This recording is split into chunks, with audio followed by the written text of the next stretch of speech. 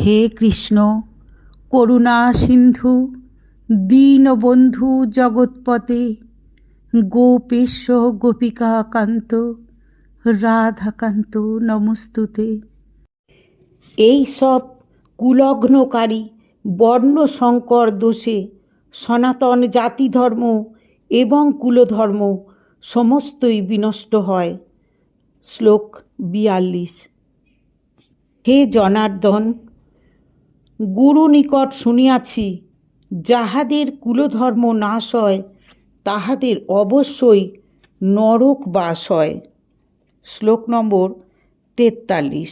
হায়, আমরা কি গুরুতর মহাপাপ করিতে প্রস্তুত হইয়াছি! রাজ্য সুখের লোভে স্বজনবধে যুদ্ধে আসিয়াছি। শ্লোক নম্বর 44। আমি আত্মরক্ষার কোনো চেষ্টা করিব না এবং অস্ত্র ধরিব না।